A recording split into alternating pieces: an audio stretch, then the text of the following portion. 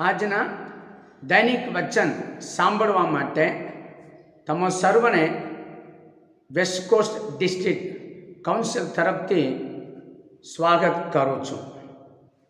આવો આપણે વચન વાંચીએ. પહેલો કાલવર્તાન 12મો અધ્યાય 22મી કલમ અને 38મી કલમથી 40 કલમ સુધી વાંચીએ. પહેલો કાલવર્તાન 12મો અધ્યાય 22મી કલમ અને 38મી કલમથી 40 કલમ સુધી. તે સમયે રોજ દાઉદને સહાય કરવા માટે લોકો તેની પાસે આવતા ગયા. તેથી તેનું સૈન્ય છેવટે દેવના સૈન્ય જેવું મોટું થયું. એ સર્વ લડવૈયા તથા વ્યૂહ રચી શકે એવા પુરુષો દાઉદને સર્વ ઇઝરાયલ પર રાજા કરવા સારું એક દિલ થઈને હેબ્રોન આવ્યા. બાકીના સર્વ ઇઝરાયલ પણ એક જ મતના હતા. તેઓએ ખાઈ પીને 3 દિવસ સુધી ત્યાં દાઉદની સાથે આનંદ કર્યો, કેમ કે તેઓના ભાઈઓએ તેઓને સારું તૈયાર કરી રાખી હતી. વળી તેઓની પાસે ના હતા, એટલે ઈસખાર, સબલોન તથા નપ્તલી સુધીના જેવો હતા તેઓ ગધેડા પર, ઊંટો પર, કચેરો પર તથા બળદો પર ખોરાક એટલે રોટલી, અંજીરના ચકતા, દ્રાક્ષારસની લૂમો, દ્રાક્ષારસ તથા તેલ લાવ્યા હતા. વળી ગોદાવો તથા પુષ્કળ ઘેટા પણ લાવ્યા હતા, કેમ કે ઇઝરાયલમાં સર્વત્ર આનંદોત્સવ થઈ રહ્યો હતો. પ્રાર્થના કરીએ. સ્વર્ગીય પિતા, આ વચન દ્વારા અમારી સાથે વાત કરો. અમારા જીવનમાં તમારું તેડું, તમારો અભિષેક કેટલું મુખ્ય છે એ અમે સમજી શકીએ એ કૃપા આપો. ઈસુના નામમાં માંગીએ છીએ પિતાજી, આમેન. હાલેલુયા.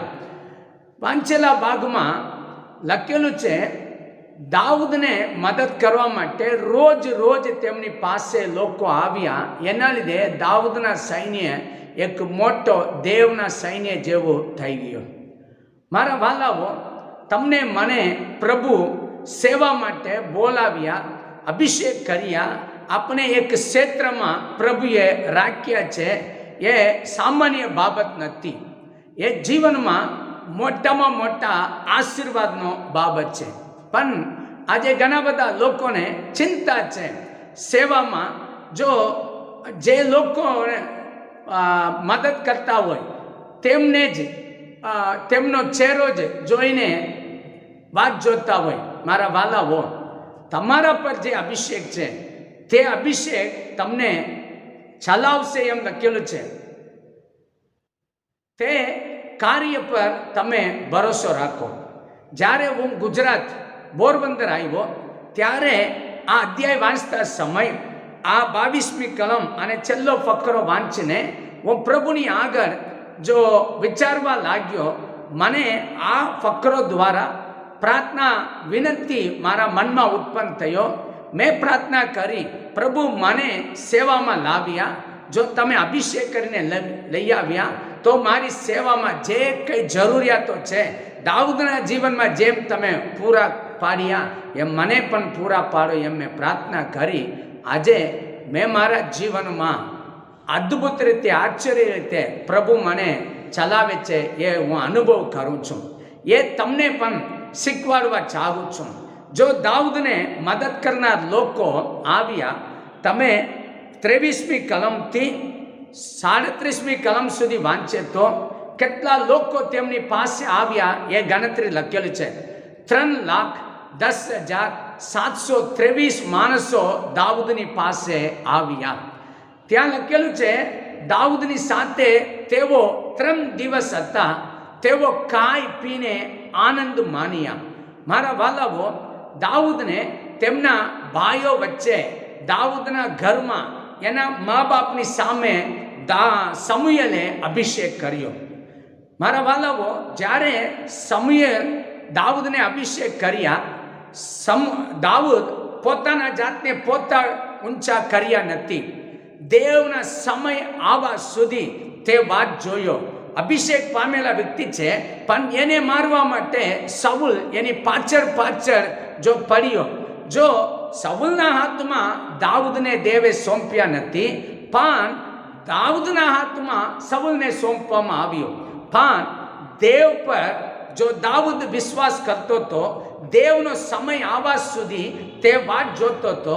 એના લીધે દાઉદે સાઉલ વિશે બોલે છે, જો તે યુદ્ધમાં જઈને મરણ પામે અથવા જો દેવે તેમને મારી નાખે અથવા તેમનો સમય આવીને તે મરણ પામે વગર હું મારા હાથને અભિષેક પામેલા સાઉલ પર હું હાથ મૂકીશ નહીં, એમ દાઉદ બોલતા હતા. તે પોતાના જાતને કદી સમય ઊંચો કર્યો નથી. મારા વાલાઓ, સાઉલ રાજા યુદ્ધમાં મરી ગયા, એના છોકરાઓ મરી ગયા. દાઉદે તરત યરુશલેમમાં આવીને જો તે પોતાની સાથે જે લોકો છે યહૂદા લોકોને બોલાવીને હું રાજા છું એમ પ્રગટ કરી શકતા હતા, પણ દાઉદે એમ કર્યો નથી. દાઉદે દેવની આગળ પૂછે છે. બીજો સમયલ 2 અધ્યાય 1 કલમમાં લખેલું છે, દેવની આગળ પૂછે છે, યહૂદીઓના નગરમાં કોઈ પણ નગરમાં હું રહેવા જઈ શકું? દેવ બોલે છે હા. તો એ ફરીથી પૂછે છે, ક્યાં જાઓ? હેબ્રોનમાં જાઓ એમ દેવ બોલે છે. હેબ્રોનમાં આવીને દાઉદે 7 વર્ષ ત્યાં રહે છે. વચ્ચે જો અપનેરનું મરણ થાય છે. અપનેરનું મરણ થયા પછી જ જો ઇઝરાયેલ લોકોના સગડા લોકો દાઉદ પર નજર કરવા લાગ્યા, હવે આપણા પર રાજા થવું જોઈએ. એ સંભવ અહીંયા લખેલું છે. આ 12મો અધ્યાયમાં, પહેલો કાલાવતાર 12મો અધ્યાયમાં 3,10,723 માણસ જો દાઉદને રાજા કરવા માટે આવ્યા. ફરીથી બોલો, 3,10,723 માણસ જો તેઓ દાઉદ પાસે આવ્યા. મારા વાલાઓ, વચનમાં લખેલું છે 38મી કલમમાં, બાકીના સર્વ ઇઝરાયેલ પણ એક જ મતના હતા, દાઉદે જ રાજા થવું જોઈએ. મારા વાલાઓ, પૂરા દેશના લોકો દાઉદ પર નજર કર્યા. દાઉદને રાજા કરવામાં આવ્યો. મારા વાલાઓ, દાઉદને રાજા કરીને 3 દિવસ આ 3,10,723 માણસો ખાઈ પીને આનંદ માન્યા એમ લખેલું છે. મારા વાલાઓ, આજે બાઇબલ સ્કૂલ આપણા ડિસ્ટ્રિક્ટ દ્વારા ચલાવવામાં આવે છે પોરબંદરમાં. એક વિદ્યાર્થીનું ખાવાનો ખર્ચા રોજ 100 રૂપિયા એવો બજેટ થાય છે. એના લીધે એક વિદ્યાર્થી પાછળ જમવાનું માટે 3,000 મહિનામાં ખર્ચા થાય છે. એના ઉપર બાકી રસોઈયા અને લાઇટ બિલ, બાકી બીજું કંઈ કાર્ય કરવામાં આવે છે. એક વખત એક દિવસનું ભોજન 100 રૂપિયા ગણવામાં આવે છે. દાઉદની પાસે માણસો 3,10,723 લોકો આવ્યા. 3 દિવસ ખાઈ પીને આનંદ રહ્યા એમ લખેલું છે. તમે ગણતરી કરો, એક દિવસમાં 3 કરોડ ઉપર ખર્ચા થાય છે. 3 દિવસ માટે ઓછામાં ઓછા 9 કરોડથી 12 કરોડ સુધી ખર્ચા થયો હશે. બાઇબલમાં લખેલું છે, દાઉદ એ ખર્ચા કર્યા નથી, પણ લોકો તેઓના ભાઈઓએ તૈયાર કરી રાખી હતી એમ લખેલું છે 39મી કલમમાં. અને 41મી કલમમાં લખેલું છે, તેઓ કેવી રીતે એ બધું લાવ્યા. 40મી કલમમાં લખેલું છે.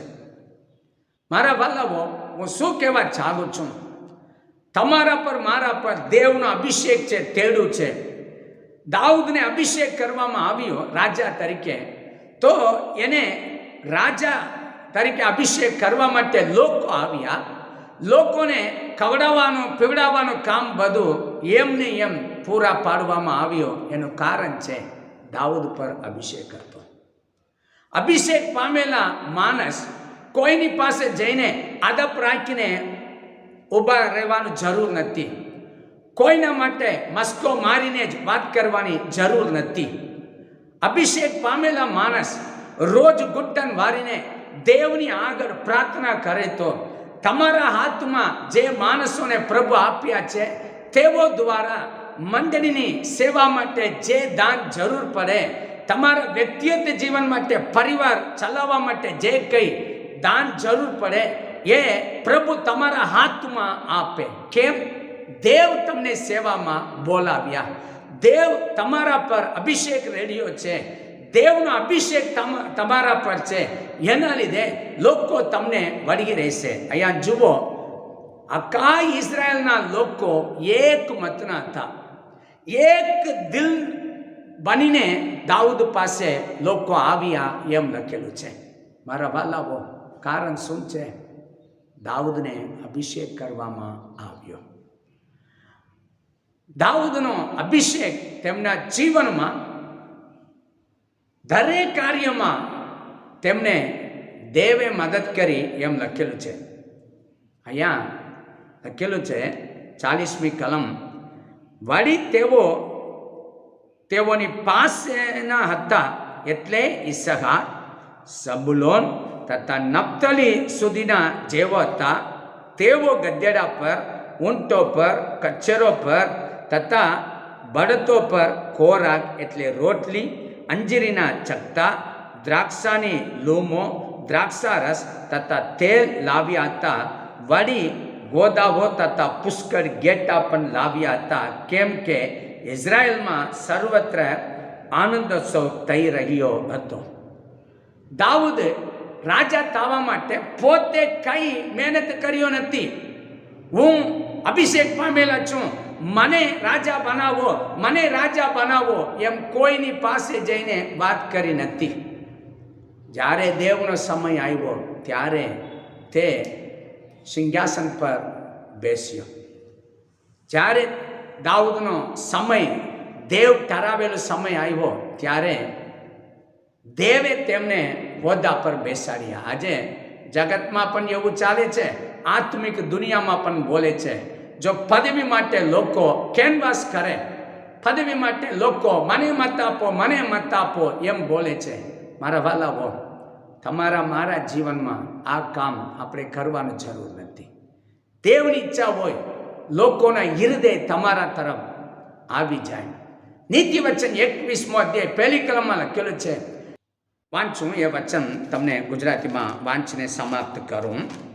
21મો અધ્યાય 1લી કલમ. પાણીનો પ્રવાહ જેવું રાજાનું મન યહોવાના હાથમાં છે, તે જ્યાં ચાગે ત્યાં તેને વાળે છે.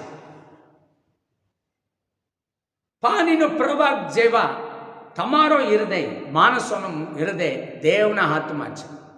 તમને સારા પદવીમાં રાખવું હોય, તમને ઉચ્ચ સ્થાનમાં લાવવું હોય, દેવ એ કાર્ય કરે.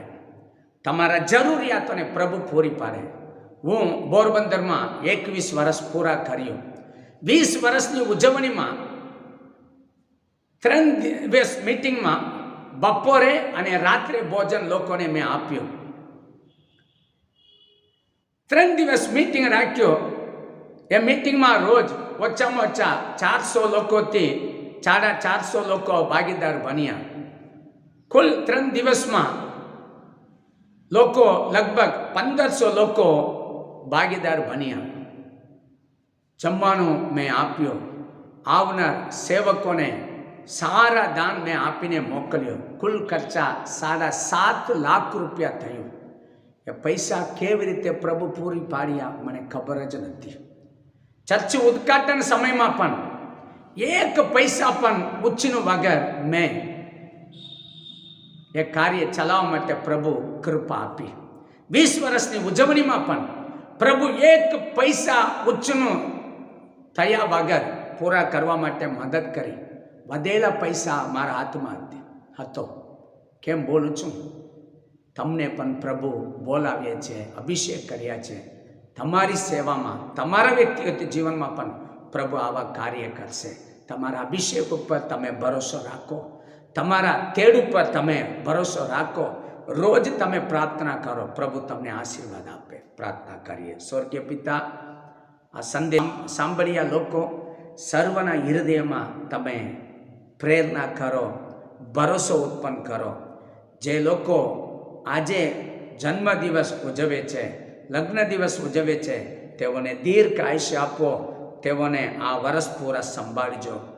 અને જેઓના શરીરમાં બીમાર હોય, દુષ્ટ આત્માનું બંધન હોય, તેઓ પર તમારો રક્ત તમે ચાટીને તેઓને છોડાવો. તમારા સેવક તરીકે હું તેઓના આરોગ્ય માટે, શાંતિ માટે પ્રાર્થના કરું છું. તેઓને તમે આશીર્વાદિત કરો. સર્વ માન, મહિમા, ગૌરવ તમને આપું છું. ઈસુના નામમાં માંગુ છું પિતાજી, આમેન. જય પ્રભુ.